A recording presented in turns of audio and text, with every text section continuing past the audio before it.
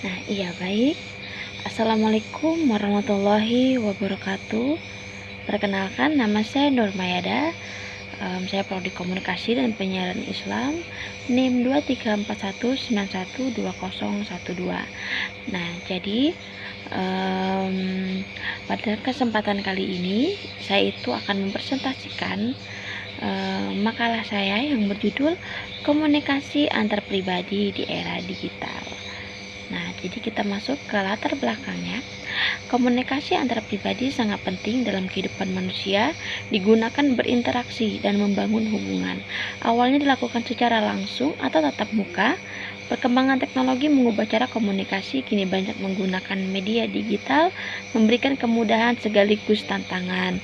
Nah, jadi yang dimaksud dari latar belakang ini yaitu yang dimana karena komunikasi komunikasi ini sangat penting dalam kehidupan manusia. Nah, jadi melalui komunikasi manusia dapat berinteraksi, menyampaikan pikiran dan membangun hubungan dengan orang lain. Nah, seperti yang kita tahu di dahulu itu komunikasi lebih sering dilakukan secara langsung atau tatap muka. Nah, namun sejak perkembangan majunya teknologi seperti sekarang, digital membuat cara komunikasi itu berubah. Nah, jadi sekarang itu banyak orang itu menggunakan digital seperti WhatsApp, Instagram, dan video call untuk berkomunikasi. Pasti rata-rata semuanya itu kan sudah memakai aplikasi yang sudah saya sebutkan tadi ya, apalagi WhatsApp itu sudah pasti. Nah, jadi kita masuk lagi ke pengertian komunikasi antar pribadi. Yang di sini poinnya itu adalah interaksi antara dua orang atau lebih dan bertujuan menyampaikan informasi, pikiran, dan berperasaan. Bersifat dua arah atau ada umpan balik, tidak hanya berbicara tapi juga memahami respon lawan bicara.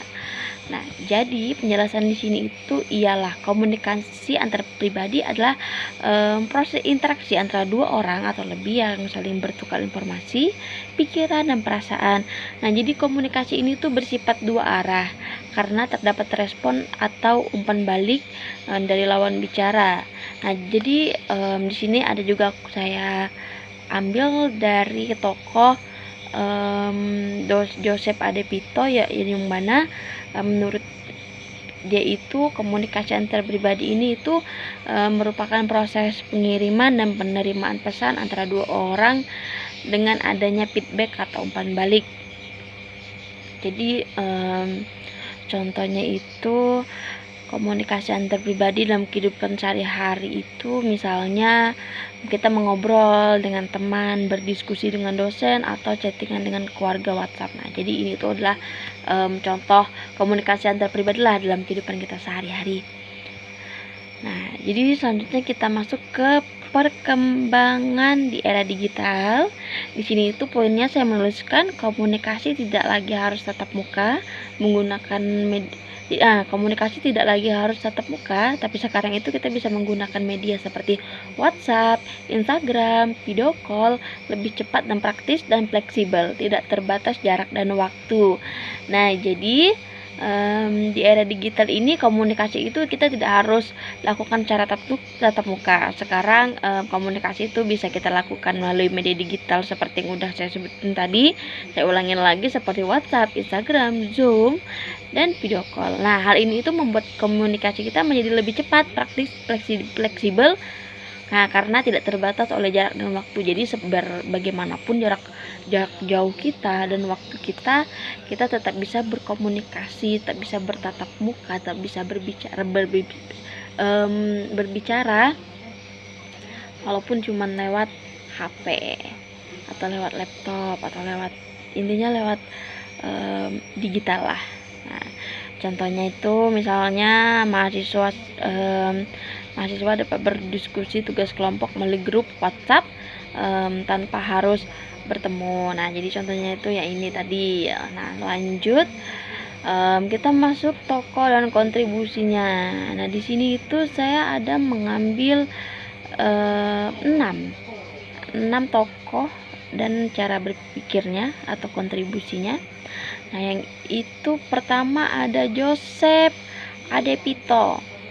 Nah, jadi Joseph Adepito ini menjelaskan bahwa komunikasi itu merupakan proses dua arah yang melibatkan pengirim pesan penerima pesan, feedback, dan gangguan komunikasi atau noise.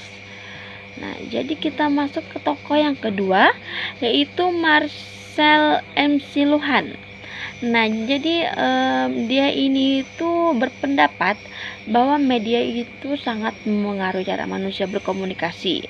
Nah, dalam era digital, komunikasi menjadi lebih cepat dan singkat. Nah, yang dimana menurut tokohnya ini itu media ini sangat bisa mempengaruhi cara manusia ya berkomunikasi untuk sehari-hari. Seperti yang kita tahu, perubahan kita di zaman sekarang gimana. Nah, kita masuk ke tokoh yang ketiga, yaitu Sherry Tuclay. Nah, jadi beliau ini menurutnya itu teknologi ini membuat manusia terlihat lebih dekat, tetapi sebenarnya hubungan tersebut kurang mendalam secara emosional. Nah, kita masuk ke yang keempat, ada Everett M. Rogers. Nah, jadi dia ini menjelaskan teori difusi inovasi, yaitu bagaimana teknologi komunikasi berkembang dan diterima masyarakat seperti zaman sekarang. Nah, lanjut yang kelima, ada Mark Knapp. Nah, jadi dia ini menjelaskan bahwa hubungan antar pribadi memiliki tahapan mulai dari perkenalan hingga kedekatan. Contohnya tuh misalnya kayak yang di sini yang ada pacaran. Nah, jadi awalnya itu perkenalan, habis itu dekatan, sampai pacaran, gitulah kurang lebihnya. Nah, jadi masuk ke yang terakhir, ada Paul Watzlawick. Nah, jadi dia ini menyatakan bahwa manusia tidak bisa tidak berkomunikasi, bahkan diam atau tidak membalas pesan juga memiliki makna. Nah, jadi pemikiran dia ini itu menyatakan itu manusia itu tidak bisa berkomunikasi. Manusia itu pasti berkomunikasi walaupun dia itu diam atau tidak membalas pesan, seperti tidak membalas chat atau apa, semuanya itu memiliki makna-makna yang tertentu, makna tersendiri. Nah, jadi selanjutnya kita masuk ke sebelum kita masuk ke contoh kasus, di sini ada foto-foto dari tokoh-tokoh, dari 6 tokoh yang aku sebutin tadi di atas. Nah, jadi selanjutnya kita masuk ke contoh kasus. Nah, jadi di sini saya ambil itu contoh kasusnya dalam komunikasi digital adalah kesalahpahaman saat chatting. Nah, misalnya seorang mahasiswa mengirim pesan, cepat kumpul tugasnya. Nah, jadi pengirim ini sebenarnya hanya ingin mengingatkan untuk mengumpulkan tugasnya. Nah, tetapi si penerima pesan ini itu merasa dimarahin karena pesan tersebut terlihat kasar gitu, kasar, cuek. Nah, jadi jika dianalisis menggunakan teori De Vito, masalah ini itu terjadi karena kurangnya kejelasan pesan dan tidak adanya ekspresi atau intonasi suara. Nah, sedangkan menurut Sherry Tuclay, komunikasi digital kurang mendalam sehingga mudah terjadi kesalahpahaman. Nah, itu tadi analisisnya menggunakan teori De Vito dan Sherry Tuclay. Nah, kita masuk selanjutnya, yaitu asumsi dasar. Nah, di sini saya ada mengambil 5 asumsi dasar. Yang pertama itu komunikasi tidak bisa dihindari karena tidak memiliki makna. Yang kedua, komunikasi melibatkan emosi dan persepsi. Yang ketiga, komunikasi bersifat dua arah. Yang keempat, komunikasi dipengaruhi oleh konteks dan media. Dan yang terakhir, komunikasi bersifat dinamis atau selalu berubah. Masuk kita ke deskripsi konsep komunikasi antar pribadi di era digital.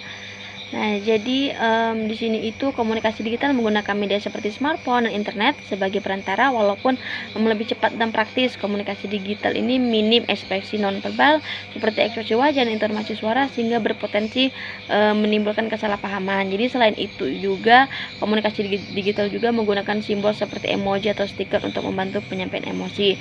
Berikutnya kita masuk ke dampak positif dan negatifnya.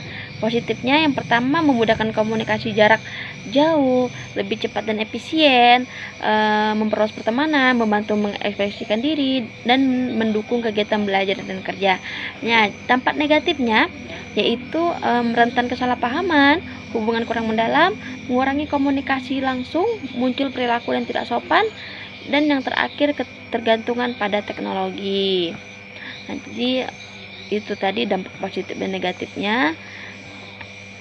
Jadi kita masuk ke kesimpulannya. Jadi kesimpulannya ini, komunikasi antar pribadi tetap penting di era digital. Teknologi memberikan banyak kemudahan dalam berkomunikasi, tetapi juga memiliki tantangan seperti kesalahpahaman dan kurangnya kedekatan emosional. Jadi oleh karena itu, penggunaan teknologi harus dilakukan secara bijak agar hubungan antar manusia tetap terjaga dengan baik. Sekian dari presentasi dari saya. Mohon maaf apabila terdapat kekurangan.